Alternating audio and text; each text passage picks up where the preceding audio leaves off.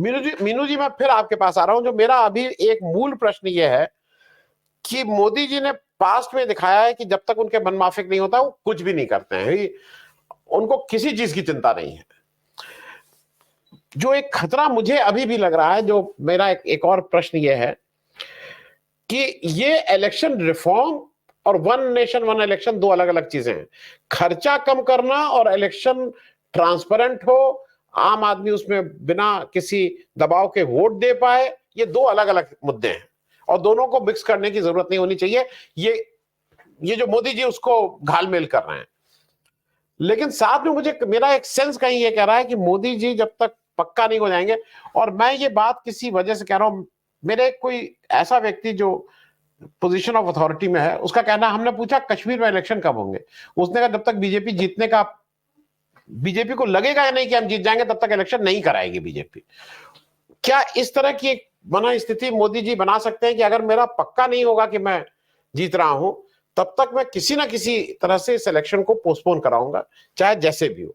खतरा मुझे वो भी लग रहा है। और इलेक्शन रिफॉर्म्स के बारे में भी मीनू जी आपसे एक वो ले लें। इलेक्शन रिफॉर्म अलग चीज है, खर्चे कम करना अलग चीज है। जो भारत में हमारे यहाँ जो इलेक्शन हो रहे हैं और 2019 के जो इलेक्शन हुए, उसे ब्लूमबर्ग की रिपोर्ट ने भी वर्ल्ड का सबसे एक्सपेंसिव इलेक्शन बताया। जिस वक्त हमारे यहाँ 2019 के इलेक्शंस हुए उसमें मतलब अरबों 600 अरब का रुपयों के टर्म में मैं बता रही हूँ, उन्होंने एस्टिमेट दिया कि अरे करीब इतना खर्चा हुआ है।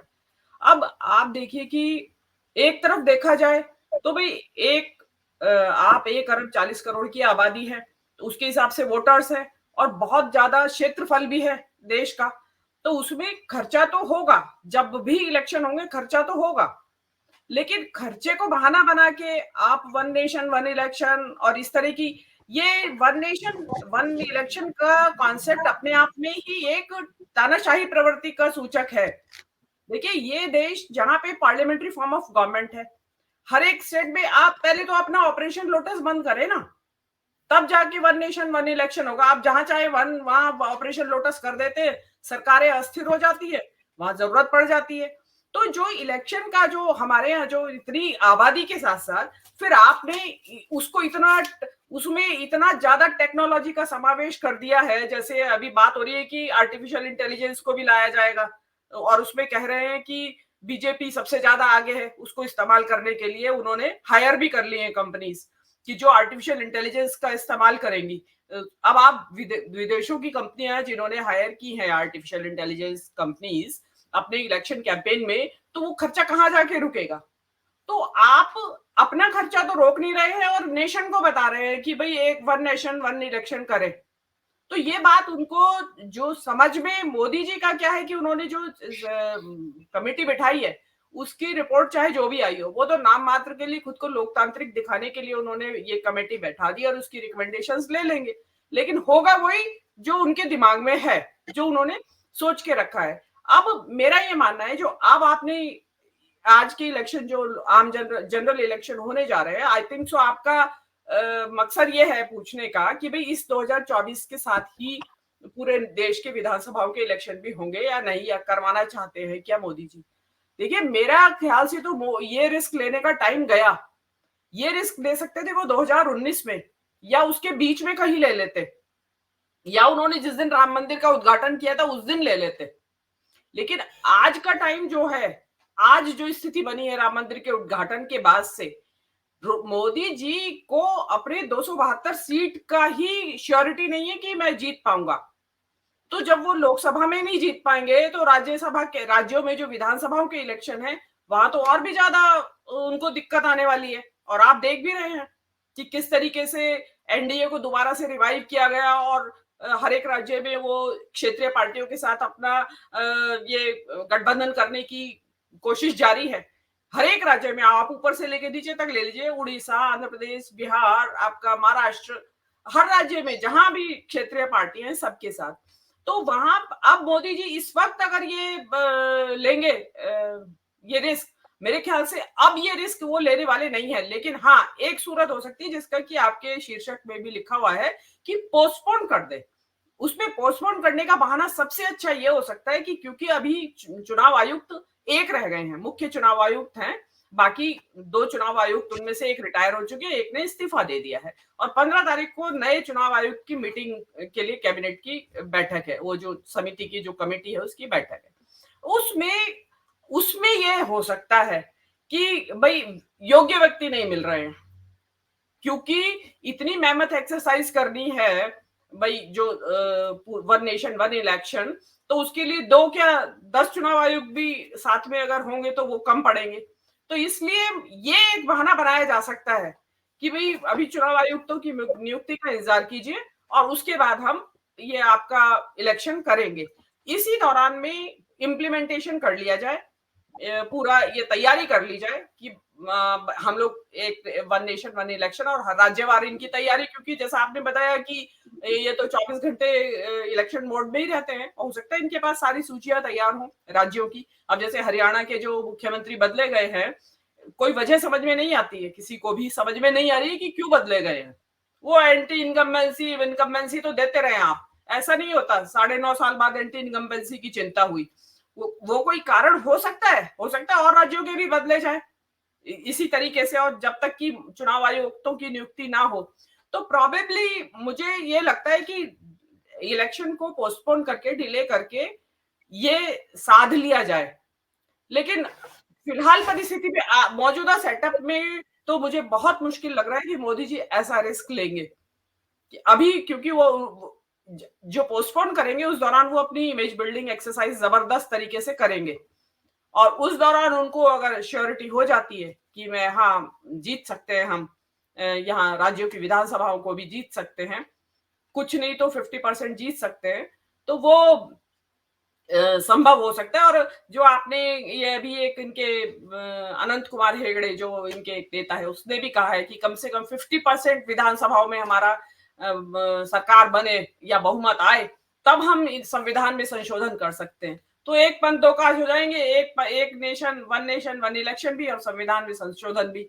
तो हो सकता है कि उनकी एक दूरगामी सोच हो सकती है। लेकिन दूसरी बात यह है कि बीजेपी को ही सबसे पहले अगर खर्चा घटाना है तो वो अपनी रैली के में जो एक्सपेंसेस करते हैं, आप उनका स्टेज देखेंगे रैली का, ऐसा भव्य स्टेज लगा रहता है कि मतलब शादी का स्टेज भी उसके सामने शर्मा जाए।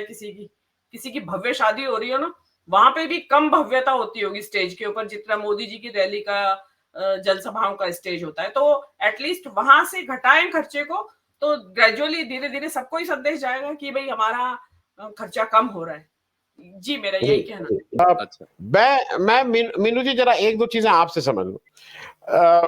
राकेश भाई साहब ने एक लंबी लिस्ट बताई, फेहरिस्त कि कैसे अपने लोगों को बीजेपी वो करती। शीतल भाई साहब कह रहे हैं कि वहां इनका पैक्ट आंध्र प्रदेश और उड़ीसा में हो गया है। परसों उड़ीसा का मैंने एक शो किया, सीनियर लोग थे, आप सब लोग के उस शोज में आते हैं, आप लोग एसेंस हाउस आप, तो उन्होंने कहा हाथ मरोड़ के नहीं हुआ है, गन पिस्तौल कनपट्टी पे रख के हुआ है, गन पॉइंट पे वो हुए हैं। कोई एक होता है हाथ मरोड़ के कि ईडीसी भी आई नहीं है, गन पॉइंट पे किया गया है कि करोगे कैसे नहीं। मैं दो नाम, राकेश भाई साहब आपने पुराने बहुत से नाम ले लिए कि इन्होंने यहां इनके साथ नहीं रहे। अरे भाई कल हरियाणा में जननायक जनता पार्टी, वो तो कल इन्होंने तोड़ा। पंजाब के अकाली, मतलब ये तो आप एक फेहरिस्त ले लीजिए इनके साथ कौन रहा है भाई। ये तो जबरदस्ती जो इस समय दे रहे हैं, वो अमित शाह महाराष्ट्र गए हैं, उन्होंने जबरदस्त उन्होंने कह दिया एक तरफ से कि 4 सीट तुम्हें मिलेंगे, लड़ना रहना रहो, नहीं रहना अपने घर जाओ, अजीत पवार से। मैं मीनू जी यही थोड़ा एक चीज आपसे चलते चलते समझ लूं कि मोदी जी का डेस्परेशन, मुझे तो सिर्फ डेस्परेशन समझ में आ रहा है, वो कहीं ना कहीं इस बात का द्योतक है कि मोदी जी इस समय परेशान है।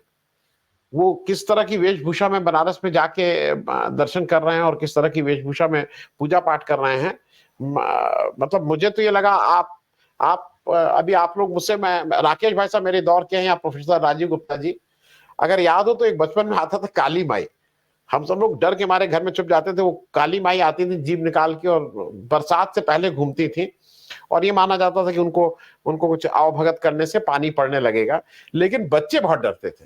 उस समय का दृश्य अगर देख लीजिए, मैं बिल्कुल तय है, अगर आप 10 में से अगर 9 बच्चे रोने न लगे, अगर उनको अकेले में वो दृश्य बड़ा करके दिखा दीजिए, तो फिर मतलब क्या है वो। तो तो ये डेस्परेशन में मीनू जी, मुझे जो एक मेरा जो जो पॉलिटिकल सेंस कहता है कि जिस तरह से इनका डेस्परेशन होता है, जिस तरह से ये सारी चीजों को ताक पे रख देते हैं, इसलिए मुझे कुछ खतरा नजर आ रहा है कि डेस्परेशन तो है और अभी 272 दूर की कौड़ी है। आपको क्या लगता है 272 आज की तारीख में बीजेपी कंफर्टेबल है? 370 छोड़ दिए, 272। जी देखिए, मैं आपको एक जो मेरे को मोटा मोटा समझ में आ रहा है कि मोदी जी की ये मंशा किस लिए बनी होगी। देखिए, इस वक्त जो है ये 2024 में जिन राज्यों में विधानसभा के इलेक्शंस होने हैं, उसमें आंध्र प्रदेश, अरुणाचल प्रदेश, उड़ीसा, सिक्किम, जम्मू कश्मीर, हरियाणा और महाराष्ट्र है।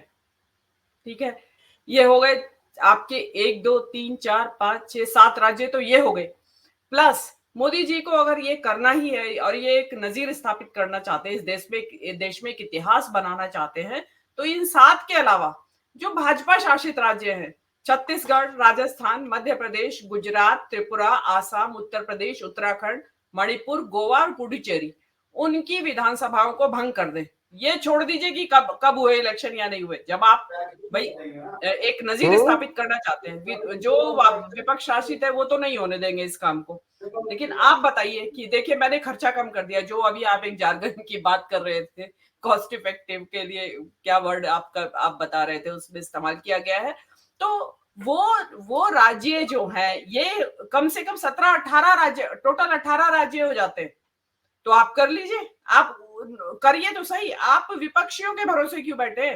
आप अपने भरोसे करिए। आप तो सबके ऊपर भारी है और जो कह देंगे किसी की हिम्मत नहीं है। भाई, कौन से विपक्ष, जो ये बीजेपी शासित राज्य का कौन सा मुख्यमंत्री है जिसकी हिम्मत होगी जो समय से पहले अपनी विधानसभा भंग करने के लिए नानुकुर करेगा? एक झटके में कर दीजिए। कोई राज्यों के जो मुख्यमंत्री हैं, इनके भाजपा शासित राज्यों के, उनसे कह दीजिए कि भाई सब अपने अपने गवर्नर को रिकमेंडेशन दे दीजिए, भाई हमारी राज्य विधानसभा भंग की जाए। उसमें कोई कारण बताने की तो जरूरत है नहीं। तो और क्योंकि राज्यपाल भी सवाल नहीं पूछेंगे, आपके ही है सब वो कारिंदे। तो आप 18 राज्यों में तो इलेक्शन करवा सकते हैं, आज के आज करवा सकते हैं। आप करवाते क्यों नहीं? आपके ये, मुझे लगता है उनको ये है दिमाग में कि भाई अगर ये फेल हो गया मेरा फॉर्मूला, तो मेरे ये राज्य भी जाएंगे। तो बेटर है कि सब एक साथ करके देखूं कि जो विपक्ष शासित है उनकी भी थोड़ी बैंड बजे, अगर मेरी बजेगी तो उनका ये कहना है। लेकिन अगर वो चाहते हैं तो जो ये 7+ जो ड्यू है, 2024 में 7 राज्य ड्यू हैं, और ये 11 राज्य जो मैंने अभी गिनवाए हैं जहां इनकी सरकारें हैं, उनको सबको तुरंत भंग कर दें। और हो सकता है आनंद जी, क्या पता रिपोर्ट में लिखा हुआ भी हो यही कि भाई 18 राज्य, जी 18 राज्यों में तो आप करवा ही सकते हैं। और इसमें ये और 18 तो ये मैंने गिनवा दिए हैं। नॉर्थ ईस्ट में कई ऐसे हैं जो इनके अंगूठे के नीचे है, वहां भी भंग करवा सकते हैं। 18 में आप 4-5 और जोड़ लीजिए, तो ये मतलब 19, 20, 22 तो करवा ही सकते हैं। आप करके दिखाइए, एक स्थापित करिए। लेकिन मैं फिर कहती हूँ कि जहां 4 या 5 राज्यों के इलेक्शन की बात आती है, तो हमारे यहाँ 1.5, 2 महीने इलेक्शन चलते हैं। तो भाई जब इतने सारे राज्यों को आप एक साथ करवाओगे, 30 राज्यों की आप मंशा रखते हैं एक साथ करवाने की, तो क्या पूरे साल चलेंगे क्या इलेक्शन? ये एक सोचने वाली बात है। जब आपको कहा जाता है कि भाई एक राज्य में एक ही दिन में करवा दीजिए मतदान, तो आप सुरक्षा बलों का हवाला देते हैं, और पूरे देश में करवाएंगे तो कहां से आएंगे सुरक्षा बल? तो ये चीजें इम्प्रैक्टिकल चीजें हैं। असल में दिमाग उनका वही है कि मैं एक छत्र राज्य हो मेरा, और मेरी क्योंकि चल रही है, अभी मेरी पतंग उड़ रही है, तो मैं क्यों ना और सबकी काट के और अपनी सबसे ऊपर ले जाऊं। लेकिन ये मेरे ख्याल से तो पॉसिबल नहीं है। लेकिन चाहें तो 18 राज्यों को तो तुरंत करवा सकते हैं मोदी जी।